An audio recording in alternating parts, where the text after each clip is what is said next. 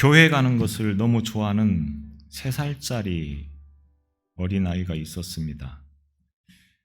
이 아이는 늘 엄마에게 아침에 눈 뜨면 교회 가자고 보챕니다. 믿음이 참 좋은 기특한 아이 같아서 그렇게 생각할 수도 있겠는데, 이 아이가 교회 가기를 좋아하는 이유는 교회를 갈 때마다 목사님이 자기를 예뻐해주고 또 맛있는 과자를 주었기 때문입니다. 그러니까 이 아이는 과자 먹는 그 즐거움에 늘 교회를 가자고 엄마를 보챘던 것입니다. 오늘 여러분은 신앙생활을 하면서 교회를 다니면서 그 목적이 무엇입니까? 제가 굉장히 많이 이런 질문을 설교 시간마다 드리는 것 같습니다. 그런데 그럼에도 불구하고 수많은 질문을 제가 드리면서 설교를 하지만 막상 이 질문 앞에 과연 나는 이런 목적을 가지고 교회를 다닙니다 라고 말씀을 하실 수 있고, 또 사는 것도 그렇게 살고 있는가 라고 하는 그 문제 앞에서는 한번 생각해 보게 하는 그런 분들이 참 많다고 하는 겁니다. 예수를 믿고 교회를 다니는 것은 구원을 받기 위함이다. 아주 귀에 딱지 않도록 많이 들은 말씀 아니겠습니까? 그런데 정말로 그 목적에 부합하는 신앙생활을 하고 있느냐라고 하는 겁니다. 대부분의 많은 사람들이 교회를 다니는 이유, 목적, 이런 것들을 세상에서 복이라고 여기는 것들, 돈, 재물, 성공, 또 건강, 이런 것들을 얻기 위해서 이런 것들을 바라면서 교회를 다니고 있는 사람들이 참 많다고 하는 겁니다. 물론 그것이 잘못되었다라고 말씀을 드리는 것은 아닙니다. 그런 것들도 인생에 있어서 중요한 문제인 것은 사실이지만, 그것이 교회를 다니는 목적이 된다고 하면 한번 생각해 볼 문제라고 하는 겁니다. 여러분이 지금 살아가시면서 이것이 내 인생의 전부라고 여기면서 이것만큼은 내가 절대로 놓칠 수 없다고 생각하는 것들이 혹시 있을 것입니다. 이것만큼은 어떤 경우에도 내가 포기하지 않는다. 이것만큼은 내가 절대로 놓칠 수 없다라고 여기는 것. 자, 그것이 무엇인가라고 하는 것을 한번 이 시간 떠올려 보시기 바랍니다. 그것이 정말로 하나님께서 기뻐하시는 것인가? 하나님께서도 그것만큼은 절대로 놓치면 안 된다라고 말씀을 하실 만한 것인가? 사도 바울은 예수님을 만난 다음에 그동안 자신이 살아오면서 보물이라고 여겼던 모든 것들을 다 버립니다.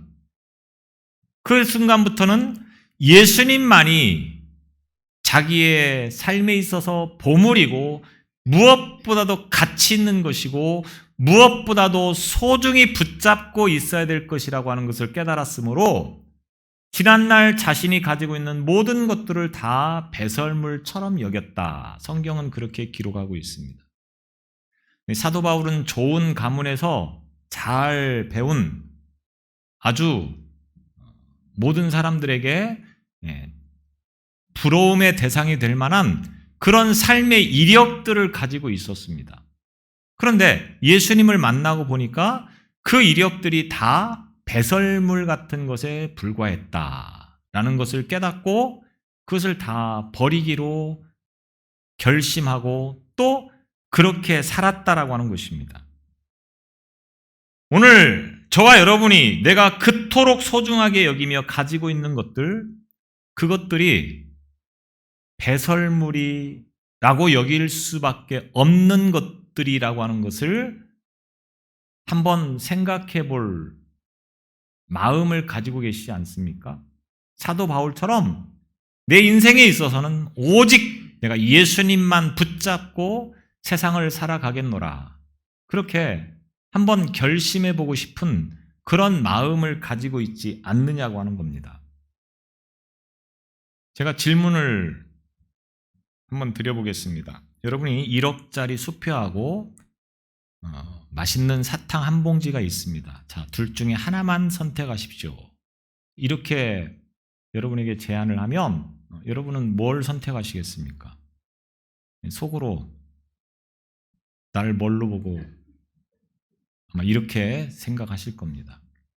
3살짜리 아이에게 똑같이 1억짜리 수표하고 사탕 한 봉지를 들고서 너는 이 둘 중에 하나를 선택할 수 있다. 그러면 이 아이는 뭘 선택할까요? 거기서 나 1억짜리 수표가 필요합니다 라고 말하는 아이는 정상이 아닙니다. 아마 정상이라고 하면 다 사탕을 선택한다고 하는 겁니다. 그런데 예수 믿는 사람들이 오늘 똑같이 이런 제안을 받을 때 뭐를 선택하느냐?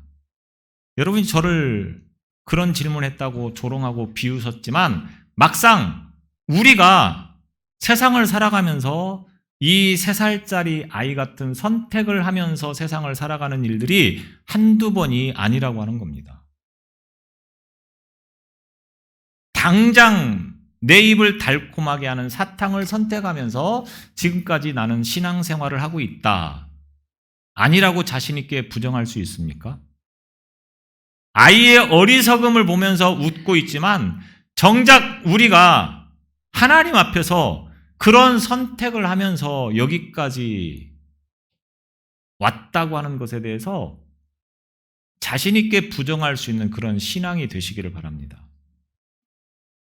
하나님께서 오늘 저와 여러분에게 세상의 것과 하늘의 것 두 가지를 주시면서 자, 이 둘 중에 하나를 선택해라. 이렇게 말씀하셨을 때 여러분은 무엇을 선택하셨습니까? 눈에 보이는 것. 보이지 않는 것은 별로 중요하지 않습니다. 지금 당장 눈에 보이는 것이 우리에게 중요하다 보니까 그것을 선택하면서 살아오는 것이 우리의 신앙이었고 삶이 아니었느냐라고 하는 것입니다. 우리의 신앙의 문제는 이 어린아이 같은 미성숙함 때문에 일어나는 문제입니다. 다시 말하면 눈에 보이는 것과 눈에 보이지 않는 것을 선택하면서 살아가는 것이 인생이고 신앙인데 대부분의 많은 분들이 눈에 보이는 것을 소중하게 여기고 그런 것들을 가치 있게 여기면서 선택하며 여기까지 오신 분들이 참 많다라고 하는 겁니다. 정말 가치 있는 것들은 보이는 것에 있는 것이 아니고 보이지 않는 것에 있다고 하는 것을 깨닫지 못하는 신앙, 이것은 어린아이 같은 신앙일 뿐이라고 하는 겁니다. 예수님을 믿는다고 하는 것은 무엇을 의미하는 것입니까? 그것은 내 인생이, 내 삶이 예수님께 속해 있다. 예수님께서 내 삶의 주인이시고 내 인생의 중심이다. 이런 마음을 가지고 살아가는 것이 믿음 아니겠습니까? 나의 주인이 되신다고 하는 것을 어떤 분이 이렇게 설명을 했습니다. 중세 시대의 프톨레미라고 하는 사람이 천동설을 주장합니다. 이 말은 지구가 중심이고 그래서 모든 우주가 이 지구를 회전하면서 이제 존재하는 것이다 라고 하는 것입니다. 지구가 중심이라고 하는 거고 태양도 지구를 돌고 별도 달도 다 지구를 돌면서 존재하고 있다. 그러니까 모든 것의 중심은 지구다. 이것이 천동설이죠. 그런데 코페르니쿠스라고 하는 사람이 지동설을 주장합니다. 이 말은 지구가 중심이어서 모든 우주가 지구를 도는 것이 아니고 모든 것의 중심은 태양이고 그리고 나머지 모든 우주가 그 태양을 중심으로 도는 운동을 하는 것이다. 이것이 곧 코페르니쿠스가 주장한 지동설이 되겠습니다. 오늘날 많은 신자들이 프톨레미 같은 그 신앙을 가지고 살아간다. 이렇게 표현을 합니다. 무슨 말입니까? 모든 중심이 내가 되는 겁니다. 나. 하나님도 나를 위해서 존재하는 것이고 예수님도 나를 위해서 존재하는 것이고 세상 모든 것들은 다 나를 위해서 존재해야 된다라고 하는 겁니다. 그래서 내가 필요할 때 하나님 이거 필요합니다라고 하면 하나님은 그것을 주셔야 되는 겁니다. 나에게 이런 것들이 필요합니다라고 내가 예수님께 기도하면 예수님이 그것을 주셔야 되는 겁니다. 만약 주시지 않으면 그거는 신이 아니고 내가 더 이상 그분을 따를 가치나 필요를 느끼지 못하고 버리는 것입니다. 여러분 어떻습니까? 신앙의 참된 진실은 무엇입니까? 성경이 말씀하고 있는 신앙의 진실은 무엇입니까? 하나님이 중심이고 그리고 그 외의 모든 것들은 다 하나님을 위해서 존재하는 것이다. 이렇게 말씀하고 있지 않습니까? 내가 왜 존재하느냐? 나를 위해서 내가 존재하는 것이 아니고 하나님을 위해서 내가 존재하고 있다고 하는 것이 성경에서 말하고 있는 신앙의 진실이라고 하는 것입니다. 이런 신앙을 가지고 살아가고 계십니까? 신앙은 생명입니다. 신앙은 살아있는 거죠. 죽어있는 것은 신앙이 될 수 없습니다. 살아있다고 하는 것은, 생명이라고 하는 것은 무엇을 의미하는 것입니까? 성장해 가는 것을 말하는 겁니다. 그래서 신앙인은 반드시 성장해 가야 된다라고 하는 겁니다. 오늘 13절 말씀에 보면 우리의 믿음이 장성한 분량에 이르기까지 자라가야 된다. 이렇게 말씀하고 있습니다. 믿음은 계속해서 자라가는 것입니다. 어제의 믿음하고 오늘의 믿음이 달라야 됩니다. 오늘의 믿음하고 내일의 믿음이 달라야 되는 것입니다. 제가 수요일 날인가 말씀을 드렸는데 꾸준하다고 하는 것은 세상에서 존경받고 인정받을지 모르겠습니다. 그런데 신앙에 있어서만큼은 꾸준하다고 하는 것은 욕먹을 짓이라고 표현하면 좀 그렇고 하여튼 잘못된 거라고 하는 겁니다. 신앙은 항상 꾸준하면 안 됩니다. 자라야 됩니다. 어제, 오늘, 내일 하루하루 자라는 것이 신앙이어야 된다고 하는 겁니다. 어린 아이가 태어나면 가정의 기쁨이죠. 그래서 부모는 그 어린아이를 보면서 얼마나 기쁘고 사랑스러운지 얼굴에 미소가 떠나질 않습니다. 심지어는 응가를 해도 그렇게 예쁠 수가 없습니다. 도무지 이해가 안 되는 상황이죠. 그러나 부모의 눈으로 볼 때는 그 어린아이가 너무너무 귀엽고 예쁘다고 하는 겁니다. 뭐를 해도 예쁩니다. 그런데 그 아이가 예쁘고 귀엽다고 해서 가만히 그 상태로 10년이 가도 20년이 가도 그 머물러 있다고 하면 그것은 어떻게 되겠습니까? 그것처럼 부모의 근심과 고민이 없습니다. 5살을 먹으면 5살답게 살아야 되는 거고 10살을 먹으면 10살답게 살아가야 되는 것이지 예쁘고 귀엽다고 마냥 어린아이의 그 모습으로 평생을 산다고 하는 것은 말이 되지 않는다고 하는 겁니다. 우리가 예수님을 알고 믿은 지가 몇 년 되셨습니까? 10년, 20년, 30년, 40년? 그런데 여전히 사탕만 고르고 있는 그런 어린아이 같은 신앙의 모습은 아닌가를 점검할 수 있어야 되는 것입니다. 어린아이 같은 수준에서 믿음의 삶을 살아가고 있다고 하면 그것은 하나님 앞에서 얼마나 큰 근심거리인가 우리가 깊이 생각해 봐야 되는 것입니다. 참 믿음은 반드시 자라나게 돼 있습니다. 내 안에 참 믿음이 있다고 하면 분명히 나는 어제와 오늘이 달라질 수밖에 없는 삶인 것입니다. 그러면 우리의 믿음이 성장하고 있다고 하는 것을 알 수 있는 증거가 무엇이냐? 성경에는 여러 가지 많은 것들을 말씀하고 있지만 오늘 본문을 가지고 두 가지만 말씀을 드리려고 합니다. 참 믿음을 가지고 있어서 성장하고 있는 사람이라고 하면 오늘 본문에 뭐라고 말하고 있습니까? 봉사의 일을 하게 하며 그리스도의 몸을 세우게 하려 하심이라.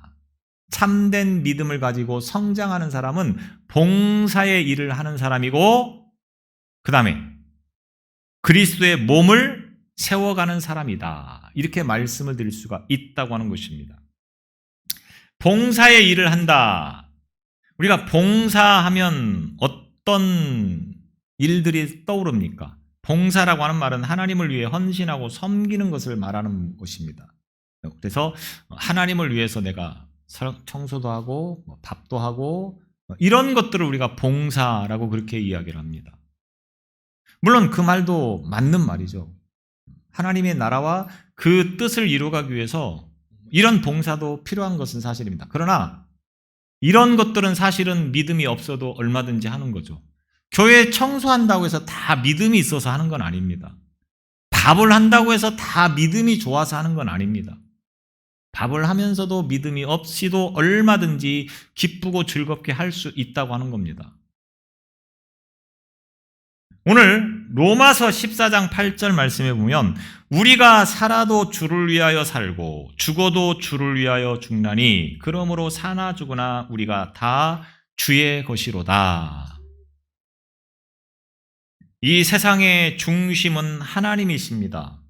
세상 모든 만물들은 하나님을 위해서 존재하고 하나님 중심으로 움직이고 왕이신 하나님을 위해서 돌아가고 있는 것이 세상이라고 하는 겁니다.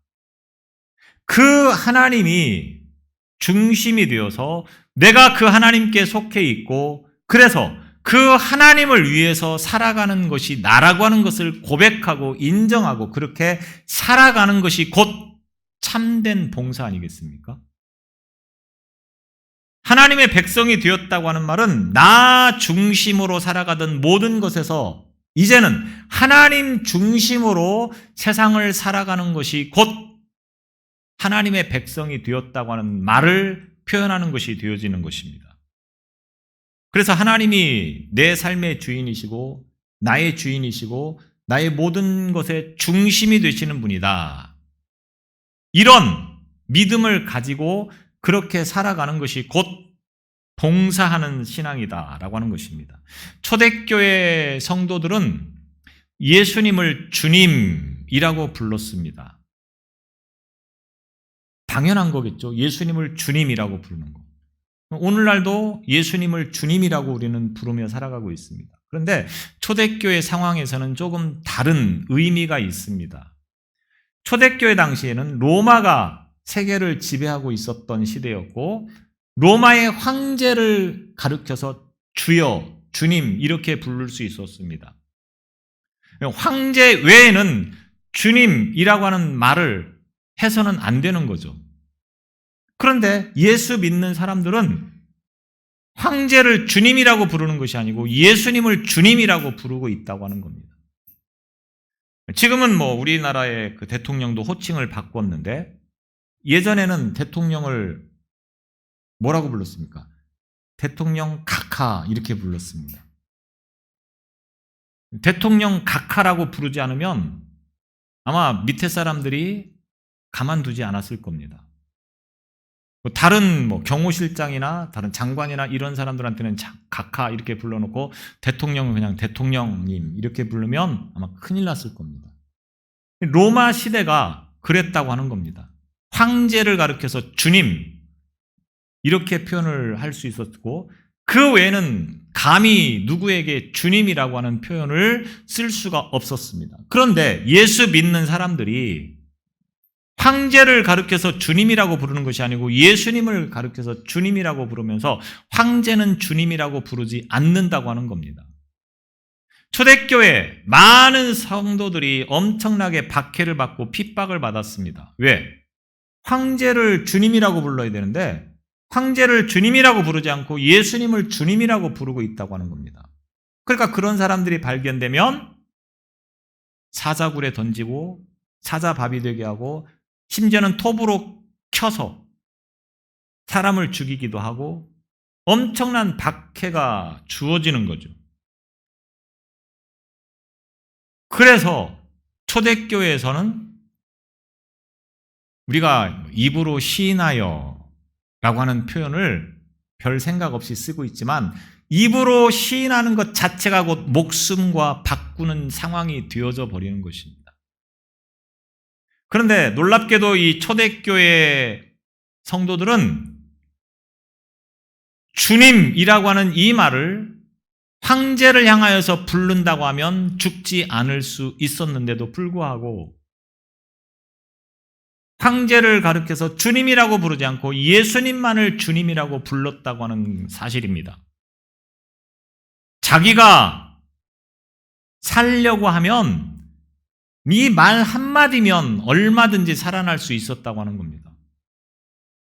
그냥 황제에게 주님 이렇게 불러놓고 뒤로 가서는 아니다, 나는 예수님이 주님이시다 이렇게 말을 한다고 해서 주님이 모르지 않겠습니까? 압니다. 그럼에도 불구하고 그들은 죽는 걸 두려워하지 않습니다.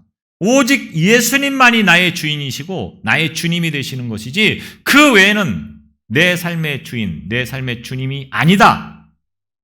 이렇게 고백을 하면서 살아가는 신앙이 초대교회 신앙이었다라고 하는 겁니다. 한마디만 하면 살 수 있지만 사는 것도 포기하고 차라리 죽을지언정 나의 주님은 오직 예수님이시다. 이것이 곧 신앙이고 믿음이라고 하는 것입니다. 예수님을 믿는다고 하는 것은 뭡니까? 내 생명도, 내 목숨도, 내 인생도, 나의 삶도 다 주님께 속해 있기 때문에 그분을 위해서라고 하면 내가 모든 것을 다 포기하고 내려놓을 수 있다고 하는 것이 곧 믿음이라고 하는 것입니다. 이렇게 살았기 때문에 오늘날 교회가 이마만큼 건재할 수 있게 되어진 것입니다. 이들의 신앙이 오늘 우리를 만들었다라고 표현해도 과언이 아니라고 하는 것입니다. 예수님을 위해 사는 것, 이것이 곧 진정한 봉사입니다. 예수님을 위해서라고 하면 내가 세상에서 피해를 보고 손해를 보고 많은 것을 잃을지라도 그래도 예수님만이 내 삶의 주님이시라고 하는 것을 고백하며 살아가는 것이 곧 믿음이고 이것이 곧 봉사가 되어진다고 하는 것입니다. 믿음이 있으면, 믿음이 성장해 가면, 온전한 믿음을 가지고 있다고 하면 이런 삶을 살아가는 것입니다. 또 신앙이 성장하고 있는 사람은 그리스도의 몸을 세워가는 삶을 산다. 이렇게 말씀하고 있습니다. 그리스도의 몸을 세운다. 기독교 역사 속에서 예수를 믿고 완전한 사람이 되었다. 혹시 그런 사람 들어보셨습니까? 세상에 그런 사람은 존재하지 않습니다. 예수님을 믿어서 그 사람이 완전하게 되었다? 한 사람도 그런 사람 없습니다. 성경에도 그 사람이 하나님의 자녀가 되더니 완전하게 세상을 살았다라고 하는 사람이 있습니까? 없습니까? 한 사람도 없습니다. 예수님을 믿었다고 해서 하나님의 자녀가 되었다고 해서 완전하게 산 사람을 한 사람도 볼 수 없다. 물론 그들 가운데는 하나님을 사랑하고 믿음의 본을 보이고 또 아름다운 믿음의 삶을 살아가기 위해서 몸부림을 치고 또 모범적인 삶을 산 분들은 많습니다. 그렇다고 해서 그들이 아무 문제 없이 완전한 그런 삶을 살았느냐? 없다고 하는 겁니다. 모든 사람이 다 실수가 있고 허물이 있고 잘못이 있었다고 하는 겁니다. 그럼에도 불구하고 그들 모든 사람들이 하나님의 백성이 되었고 천국 삶을 살아갔다고 하는 겁니다. 만약에 예수를 믿고 완전한 사람이 된 사람들만 천국을 갑니다 라고 한다고 하면 과연 세상에 천국 갈 사람이 있겠습니까? 나는 이만큼 완전하게 살았기 때문에 천국 갑니다 라고 말할 수 있는 분이 과연 존재하겠느냐고 하는 겁니다. 그런 사람은 없습니다. 그럼에도 불구하고 완전한 그리스도인이 되었다고 하는 것입니다. 우리는 예수를 믿음으로 말미암아 구원을 받고 하나님의 백성이 되었다고 하는 것입니다. 예수님을 믿고 천국에 못 간 사람은 한 사람도 없습니다. 예수님을 믿어서 천국을 다 가게 되어집니다. 성경은 분명히 우리에게 그렇게 말씀하고 있는 것입니다. 그런데 이 말이 우리가 완전한 신앙의 인격자가 되었다라고 하는 말은 아니라고 하는 겁니다. 다시 말하면 예수님을 믿어도 우리는 완전한 인격자가 되는 것은 아니라고 하는 겁니다. 완전한 신앙인이 되는 것은 아니라고 하는 것입니다. 마치 어린 아이가 이 세상에 태어나는 것과 같은 것이다 라고 말할 수 있습니다. 어린 아이가 신생아가 막 태어나면 그가 완전한 사람으로 살아갑니까? 태어나면서부터 말도 하고 태어나면서 걷기도 하고 뛰기도 하고 태어나면서부터 맛있게 밥을 먹고 열심히 일을 하고 그렇게 살아가는 아이는 한 사람도 없다고 하는 겁니다. 부모의 보살핌으로 이 아이가 점점점 자라가면서 완전한 사람이 되어가는 거죠. 신앙도 마찬가지라고 하는 겁니다. 예수님을 믿었다고 해서 완전한 신앙이 되는 것이 아니고 예수님을 믿지만 여러 가지 많이 부족한 부분들이 있습니다. 실수할 수 있고 잘못할 수 있고. 그러나 분명한 것은 그 속에 예수님이 있다고 하면 그 사람은 반드시 성장해 가면서 완전한 신앙인이 되어져가는 그 과정의 길을 걸어간다라고 하는 것입니다. 그래서 예수님을 믿는다고 하는 것은 완전한 신앙인, 완전한 그리스도인의 모습이 되는 것이 아니라 그렇게 되어져 간다. 그래서 성경에는 신앙을 세워져 가는 것이다, 만들어져 가는 것이다, 성장해 가는 것이다, 이렇게 표현하는 것을 보게 되어집니다. 오늘 말씀에서도 장성한 분량에까지 자라가야 된다. 우리가 조금 예수를 믿지만 부족할 수 있습니다. 부족한 것을 당연한 것이라고 여기면서 살아가라는 것을 의비하는 것이 아니라 부족하지만 그러나 참된 믿음은 반드시 성장해 감으로 인하여서 시간이 흘러가면 성숙한 그리스도인의 모습이 되어져 가야 된다고 하는 겁니다. 그런데 10년이 가고 20년이 가고 30년이 가도 여전히 어린아이 같은 신앙에 있다고 하면 그것은 심각한 상황이라고 하는 것을 인지할 수 있어야 되는 것입니다.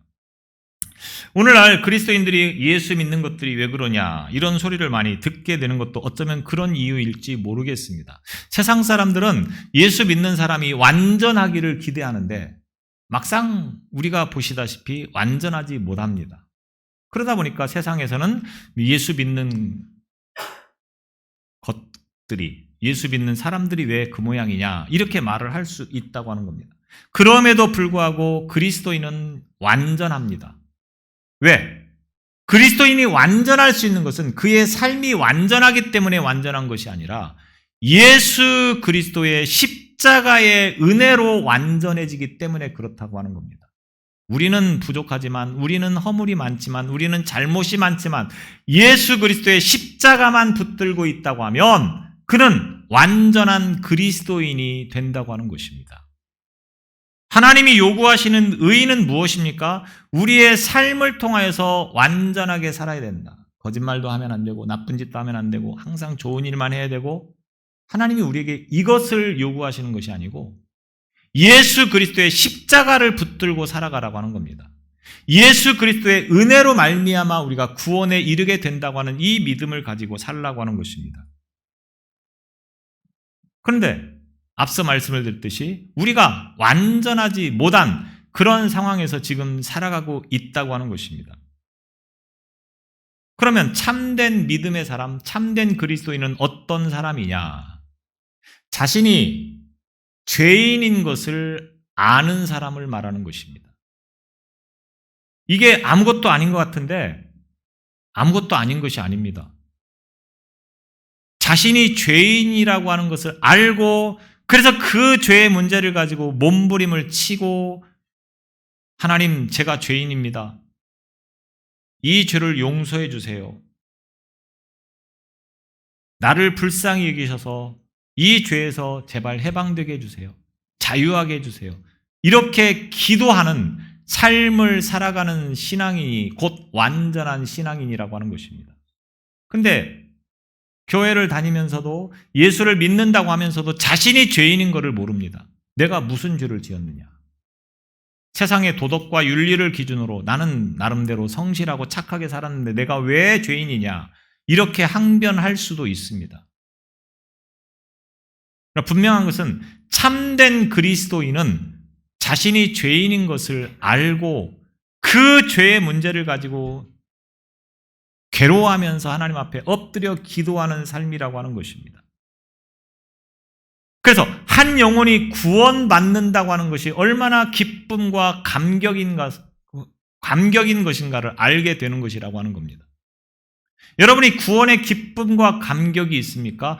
구원의 기쁨과 감격이 이 세상에서 무엇과도 바꿀 수 없는 것이라고 하는 것을 알고 계십니까? 그렇다고 하면 믿지 않는 누군가를 볼 때 그 영혼을 바라보면서 어떤 마음이 드십니까? 저 영혼이 구원받을 수 있게 해주세요. 이렇게 기도하지 않겠습니까? 그 영혼을 보며 안타까워하지 않겠습니까? 바로 그리스도의 몸을 세워간다고 하는 것은 그런 것들을 의미하는 것입니다. 내 자신이 영적인 것들만을 추구하며 영적인 삶을 위해서 몸부림칠 뿐만 아니라 믿지 않는 사람들을 보면서 그 영혼들을 구원하기 위해서 안타까운 마음을 가지고 기도하는 삶이 곧 그리스도의 몸을 세워가는 것이라 말씀을 드릴 수 있는 것입니다. 물론 영적인 삶을 살아간다고 해서 세상의 의무를 소홀히 한다고 하는 것은 결코 아닙니다. 나는 믿음의 사람이니까 교회만 열심히 가서 기도하고 열심히 신앙생활만 하면 된다. 여기서 끝나는 것이 아닙니다. 세상에서 내 위치, 내 역할, 내 본분 이런 것들을 최선을 다해서 감당해야 되는 것도 곧 믿음의 모습입니다. 그래서 예수 믿는 사람은 직장에서도 인정받아야 됩니다. 사람들에게 인정받아야 됩니다. 예수 믿는 것들이 항상 문제다. 이런 말이 나오면 곤란합니다. 영적인 것들을 추구하면서 영적인 삶을 살아가면서 또 세상에서는 내 본분을 잘 감당하는 삶, 그런 것들로 인하여서 많은 사람들이 믿는 사람은 뭔가 달라도 다르구나 이렇게 표현이 되어지면서 그리스도의 몸은 더욱더 건강해지고 세워지는 것을 우리는 기억해야 되는 것입니다. 우리는 예수 믿는 믿음을 가지고 있습니까? 그렇다고 하면 그 믿음이 날마다 성장해가는 믿음이 될 수 있기를 바랍니다. 내 삶의 모든 것은 다 하나님이 중심이고 그래서 그 하나님께서 기뻐하시고 원하시는 것을 향하여서 하루하루 살아가는 것이 곧 믿음이라고 하는 것입니다. 내 삶이 곧 영적인 것에만 관심을 가지고 하나님의 나라에 대한 것을 관심을 가지고 살아가고 또 믿지 않는 누군가를 보며 안타까운 마음을 가지고 그 영혼을 구원하기 위해서 기도하는 삶, 이와 같은 것이 곧 영적으로 성장해가고 있는 삶이라고 하는 것을 오늘 말씀을 통해서 깨달음으로 저와 여러분들이 이제 이 영적 성장을 이루어가는 믿음으로 승리하시기를 바랍니다. 기도하겠습니다. 우리의 삶을 통하여서 하나님의 나라와 그 뜻을 이루어가기를 소망하시는 하나님 아버지, 우리를 불러주신 그 하나님의 뜻을 이루어가는 삶이 되어지기에 부족함이 없도록 은혜를 베풀어 주옵소서. 우리의 영적인 삶이 날마다 성장해 가기를 원합니다. 우리의 믿음이 죽어있는 믿음이 아니라 살아있는 믿음이 되어지기를 소망합니다. 살아있는 믿음은 날마다 성장해 간다고 말씀하셨사오니 우리의 믿음이 이 주어진 믿음의 본분들을 잘 감당하며 성장해 가기에 부족함이 없도록 은혜를 부어 주옵소서. 예수님 이름으로 기도드리옵나이다.